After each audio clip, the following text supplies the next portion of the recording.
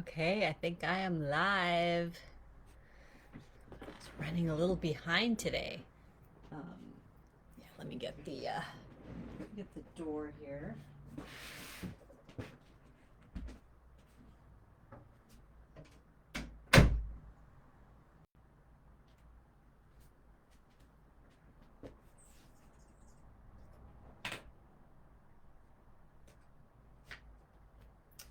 To light a candle and some incense. So when you come in and say hi, I'm gonna write a comment.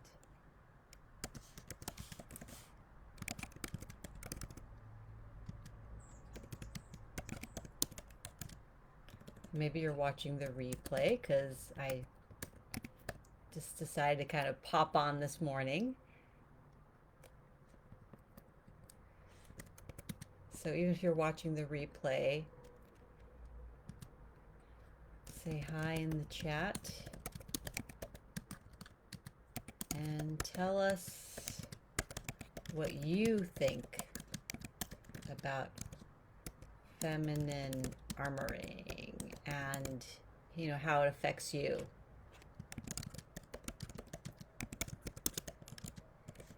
Your life, business, relationships. Okay, so as always, I like to have a candle for us, just when you watch this, it's, sacred time. I'm not using a colored candle. I'm just going to use a tea light today. It's a foggy day out, so actually it's really good to, I think, to work, play, whatever, daydream, read, whatever you're doing. Having a candle, especially when the weather's like this, it keeps your soul lit up, literally. So go ahead and as we look at the candle, and this is a beautiful shell that my friend Ava gave me in Baja when I went with her a couple of years ago, some girlfriends. So look at the beautiful flame and just notice what colors you see in it, how it makes you feel. Does it make you feel warmer? How does it light you up? Okay.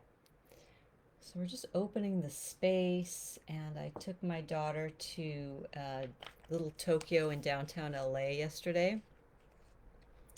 Oh my gosh, we had so much fun, but thankfully we went on a Wednesday. It was really hot, really, really hot and long line. So, bought this beautiful Japanese incense, and it is actually pomegranate. So it's like fruity, but it's kind of has like an interesting, like a tart smell. Mm, it's really wonderful. So Japanese incense is, especially the kind that uses, pure essential oils and plant products. That's what you want to be using, not something with a bunch of artificial scents, and that's kind of yucky, and it's not good for you. Got my incense burner here.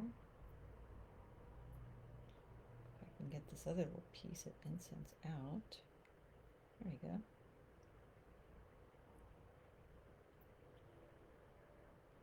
My abalone shell. Okay, so now we can get started. So today I wanted to talk about feminine armoring and also the divine masculine, and especially in regards to the divine masculine, because right now we're going through a very interesting phase in our, I guess, human evolution. And I know you're all feeling it. If I'm feeling it, you're feeling it. Where we're really having to look at our shadow and look at the ways we project onto the men in our lives, or women, who, whatever, gender you prefer, it doesn't matter. We all have both masculine and feminine energy. Okay. And so we're traveling through this portal. Now the portal, was really opened, when our eclipses kind of kicked in a couple of months ago. And we have, obviously, the Stargate of Sirius and the Lion's Gate opening up. The veil's already starting to get thin. We're already feeling like we're traveling through this, this tube of light, which we are. And you're connecting in to the source of upliftment, of refreshment, of rejuvenation. And, especially for women, it's really important to like ride that river, and it's not about swimming upstream. It's really about like putting yourself in that flow and then coasting and letting the universe, letting earth and all these energies work you. Um, so there is a consciousness that has to come to do this work, but it's around release and surrender, which for all of us is really difficult because we want to be in control. We want to know what's happening, what's going to happen. But this is where we have to activate our radical trust. Okay? So when we're in an armored state, and I'm going to talk a little bit about what maybe that looks like for some of us. I know what it looks like for me, and I do know what it might look like for other feminines, is this state of being very well defended. So nothing can really penetrate. So, we'll talk about again the divine masculine's role in this, because the divine masculine is the penetrator and the feminine is the receiver. That's how the polarity works. And the armoring prevents penetration. So that means a lot of things. It could mean that you are cock blocking yourself from a really deep and beautiful friendship or relationship. You could be cock blocking the universe from giving you what you're trying to manifest. If nothing can get in to your heart, your yoni, and even in your mind, up in here, if you're armored up, nothing's going to get in. It's impossible. And that doesn't mean you won't manifest things, but it's going to be really difficult. It's going to be take longer than you want. And I know that so many of us, from talking to you guys, that we have been manifesting faster and, just thinking about something and then it appears in our lives. So it's those little moments, those little clues that tell us, okay, you're in that flow, you're in that river of energy, of being uplifted. And some people call it ascension, and I do love the word ascension, but I sometimes feel like there's also a little bit of a Christian connotation to it. So I think, when we use our terms, I want to use the term that really speaks to all of us. And I feel like upliftment might be a better word, because that's what it is. It's like being held and uplifted and contained and moved, because you're being transported as you transform, if that makes sense. Okay. So, a big part of my work is, working with women and working with them to open up to the goddess energies, and that takes receptivity.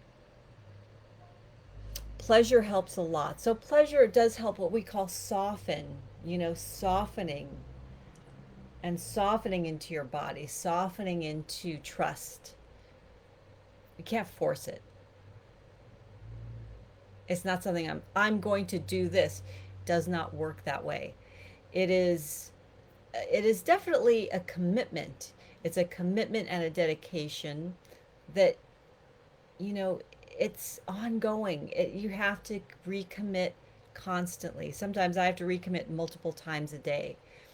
And until that consciousness really gets embedded and you create that new groove, you might find that you slip back into old armoring habits. So, some armoring habits are not listening to your emotions or trying to supersede them or intellectualize them. So, instead of going, wow, I really feel angry about this and I need to express that, I need to um, speak my truth. Instead, you swallow it. And then later it comes out if you've been drinking a lot of alcohol and it comes out all sideways, or something really triggers you and pushes your button and you explode. Which sometimes, it's not necessarily a bad thing to explode, but those are sometimes the breakthroughs you need. But there's a much easier way. So that's what I'm doing now with the goddess work, is really finding an easier way to do this work and to not wait until you are falling apart. Although, again, these breakthroughs happen a lot of times when we break down. And I've been there many, many times. So I'm not saying this out of judgment. I'm saying this out of love and out of service, that there are easier ways to be held, to be uplifted and moved and transformed to the being, the becoming that you are in your future incarnation, okay? So let's see, other ways armoring shows up is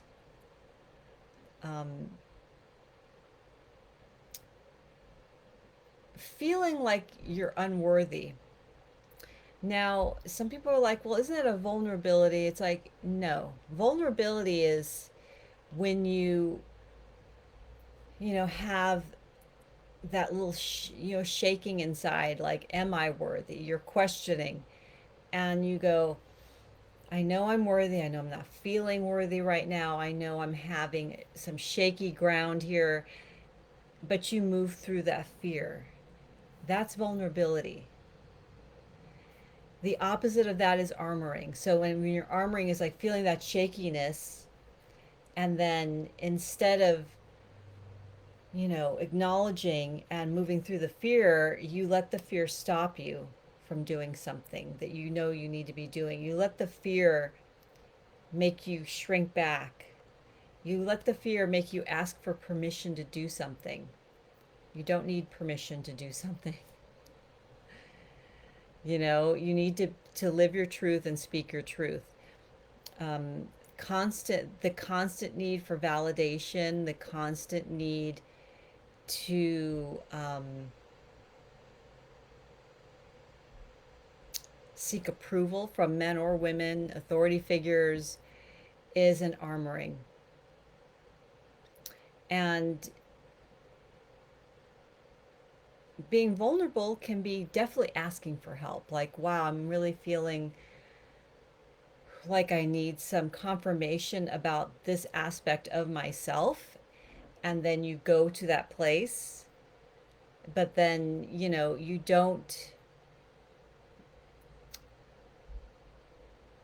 stop yourself. You don't cock block yourself, okay? Or pussy block yourself, yoni block yourself, whatever you want to call it. Um, Not sure. I'm not seeing any comments on Facebook, so I'm going to look and see in the group here if I'm missing anything. But yeah, I mean, if you're watching the replay and you have questions or comments or experiences you'd like to share, I would love that. So please do share.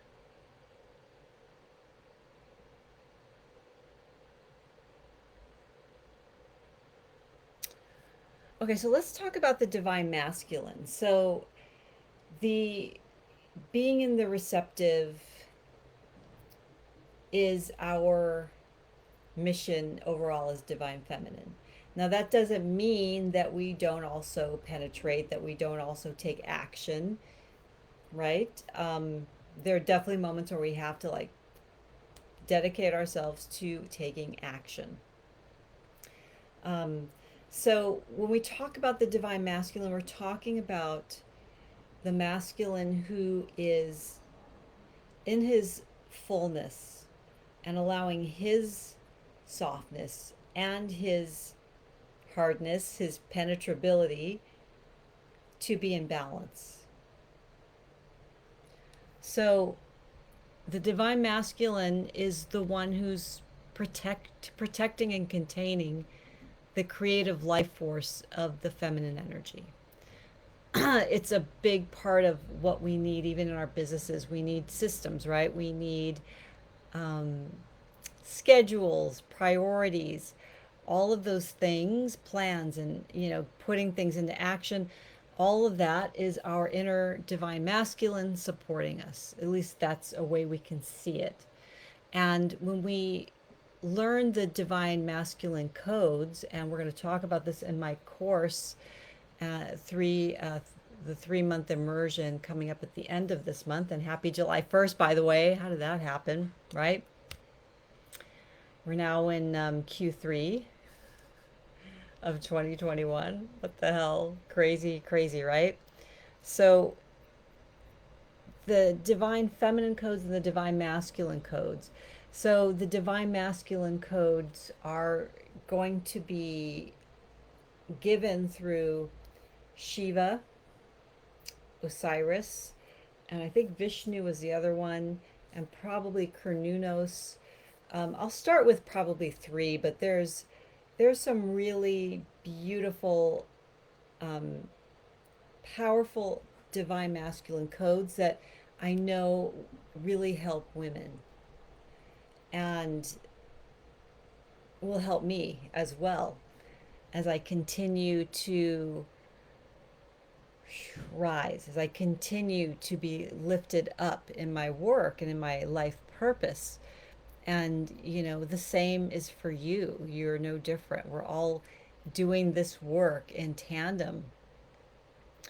So, anyways, as we're coming upon, especially the 8/8, Stargate opening, that's August 8th of every year. So we have about a little more than a month now, but I'm already feeling things being triggered, things being stirred up, because that magic is ready to come in and help release some of this old armoring, some of the old projections that we have around the masculine in our lives. So when we call in the divine masculine, we are calling in that protection, that support, that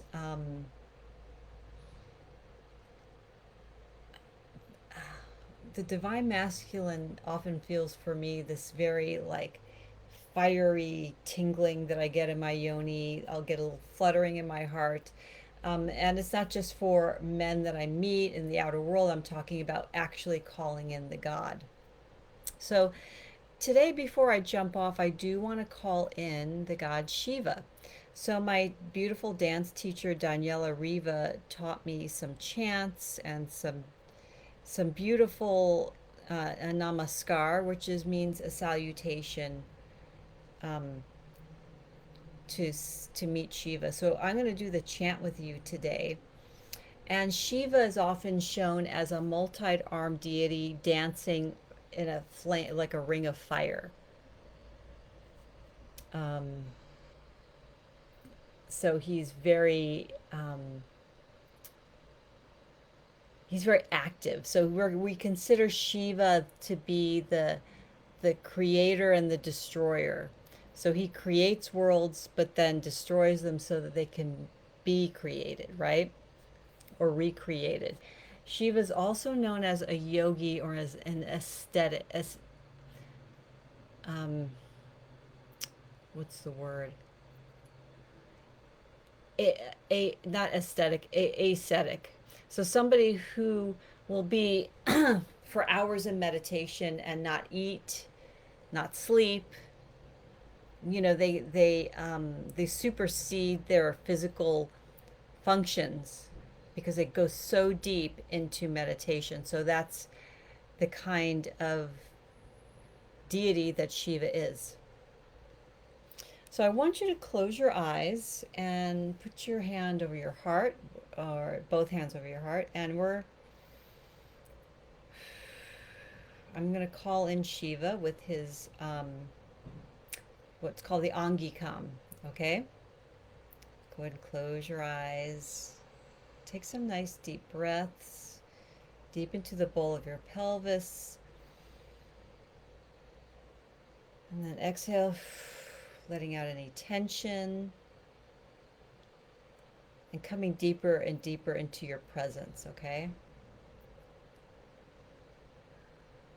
And this is the calling to Shiva. Angikam Uvanam Yasya Vachikam Sarvam Vangmayam Aharyam Chandratara De Tanumas Satvikam Shivam Om.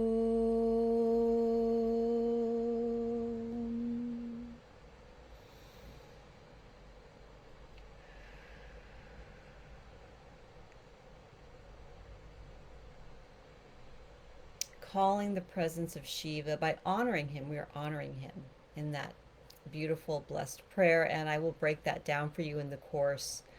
It's a beautiful, beautiful prayer, an invocation, ascending and honoring of the divine masculine that we know in the form of Shiva. So just imagine that he is around you with this beautiful ring of fire, that you are protected and held and contained. All right, beautiful ones. If you want to book your mini goddess session with me, I do them, you know, 2 or 3 times a week. You just book in at bizgoddesschat.com and you will get an instant, again, upliftment, feeling energized, feeling more joyful and on purpose again. It's really, really rejuvenating, and so far everybody loves it. So go ahead and schedule your time with me, and more about my program, the Luminous Goddess Codes, where I will be including the divine masculine codes as well. Just 3. There's 12 divine feminine that I'm including in this course, and 3 for the masculine, possibly 4.